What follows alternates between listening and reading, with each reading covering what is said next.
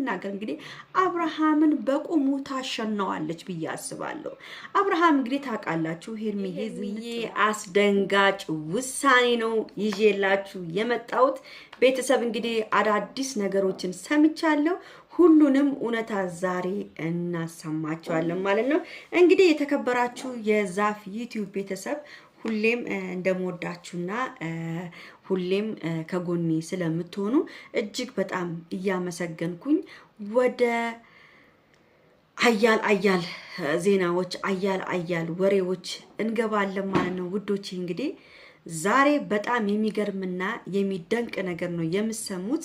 ለማንኛውም የኔ ውድ ቤተሰቦች የዛፍ ዩቲዩብ ቤተሰቦች ይሄን ቪዲዮ ሁላችሁም ላይክ፣ ሼር፣ ሰብስክራይብ እያደረጋችሁ ቤተሰብ እንድትሆኑ በጥሞና ጋብዣችኋለሁ።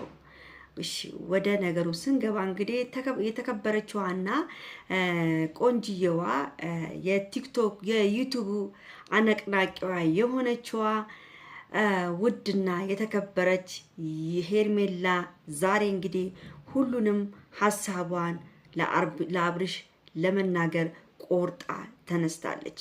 እንግዲህ በራሷ በቲክቶኳና በምንድነው ስሙ በኢንስታግራም እንግዲህ እንዳሳወቀችው እንደማንም እኔ አብርሃምን አልቅሼ አላሳምነውም ብላለች። እንግዲህ የአሽሙሮ ንግግሯን እንግዲህ ሩታ ላይ ጣል አድርጋባታለች።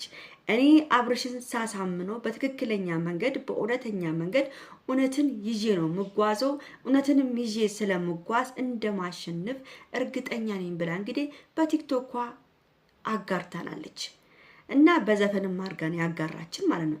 እና ቤተሰብ እንግዲህ ውሸታሞች ሰዎች ሁሌም ተሸናፊ ናቸው፣ ውሸታም ሰዎች ሁሌም ያለቅሳሉ ብላለች። እንግዲህ ዛሬ እኔ አሸናፊ ሆኜ እንደምቀርብ ነው ምነግራችሁ፣ እውነታውን ስሙ ብላለች። እንግዲህ ቤተሰብ ዛሬ ድል ለሄርሜላ ብያለሁ። እኔም እንግዲህ ሩታ ትላንትና የራሷን ድል አከናውናለች።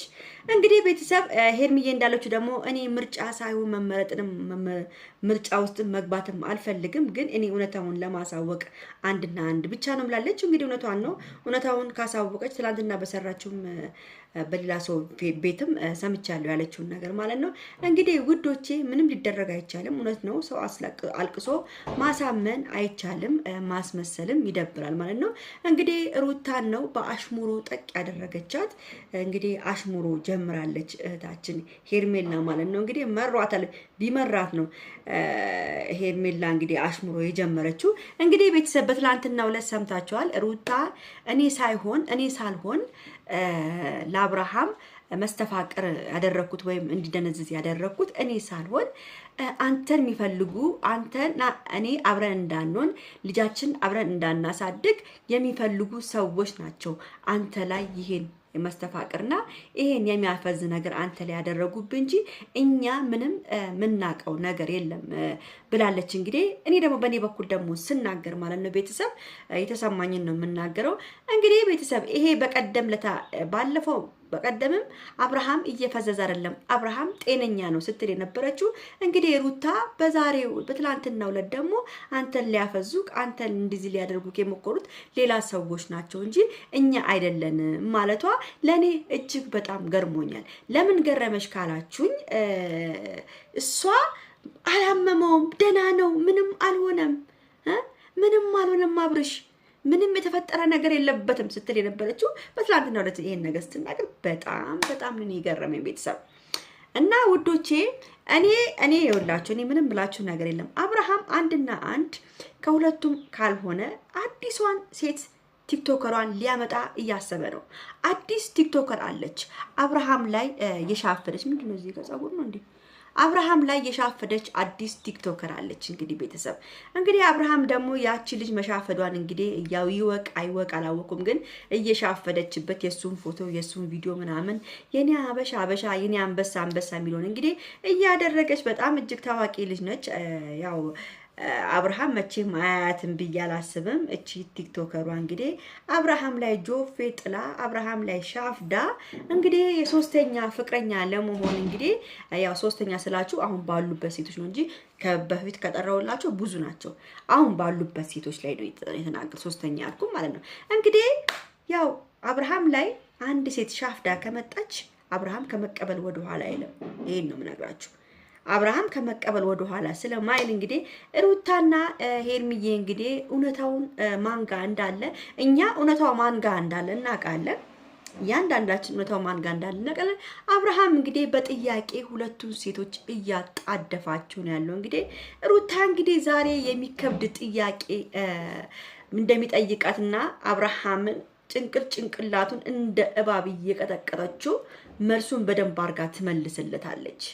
ገብቷቸው ሄርሚ ዛሬ አብርሃምን ጭንቅላት እየቀጠቀጠች እንደ እባብ እየቀጠቀጠችው መልሱን ትመልስለታለች። ዛሬ እንግዲህ አብርሃምና ሄርሚ የሚፋጠጡበት ቀን ነው።